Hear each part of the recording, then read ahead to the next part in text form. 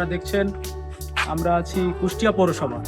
আজকে 1 মে অর্থাৎ শ্রমিক দিবস, যেটা সরকারি ছুটির দিন।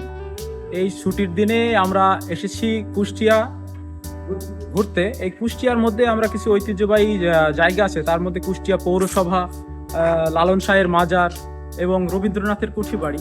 এই 3টা জায়গার উদ্দেশ্যে কিন্তু আমরা মূলত এসেছি। আমরা এসেছি বেনাপোল থেকে। বেনাপোল স্থলবন্দর বাংলাদেশের সব থেকে বড় স্থলবন্দর।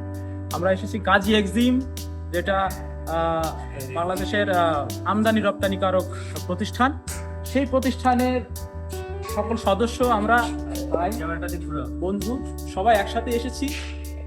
প্রথমে আমরা কুষ্টিয়া পৌরসভায় অবস্থান করেছি এবং কুষ্টিয়ার ঐতিহ্যবাহী যেটা কুলফি, যেটা কি আমরা কিন্তু দামাদামি করে খেয়েছি। 30 টাকার মাল আমরা 20 টাকাতে খেয়েছি।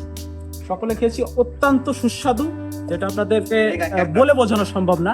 যদি আপনারা এটা ট্রাই না করেন তাহলে বুঝতে পারবেন আসলে সুস্বাদু। এই সুস্বাদু কুলফির শেষে আমরা পুরো পৌরসভাটা ঘুরে দেখছি, যেটা 150 বছরের পুরনো, যেটা আমার ধারণা মতে বাংলাদেশের পৌরসভার প্রথম শ্রেণীর পৌরসভা, যেটা প্রথম দিক থেকেই এই পৌরসভাটা স্থাপিত হয়েছিল। সেহেতু অনেক ঐতিহ্যবাহী একটা পৌরসভা। আমরা এখানে ঘুরে যাব আমরা ছেলাইদহ, তার আগে আমরা কিন্তু যাব লালন শাহের আখড়ায়। তো সুতরাং আমরা আপনাদেরকে দেখালাম কুষ্টিয়া পৌরসভা।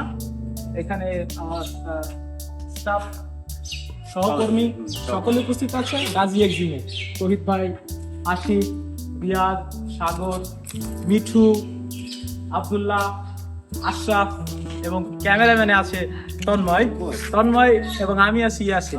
আরো 2 জন আছে, তারা কিন্তু অনেকটা ছবি ভক্ত লোক, তারা নিজেদের ফটোশুটে ব্যস্ত। চলুন আমরা যদি তাদেরকে খুঁজে পাই সেটাও আপনাদেরকে দেখাবো। ক্যামেরাম্যান আছে তন্ময়, এই ফাঁকে আমরা একটু তন্ময়কেও দেখে নেব।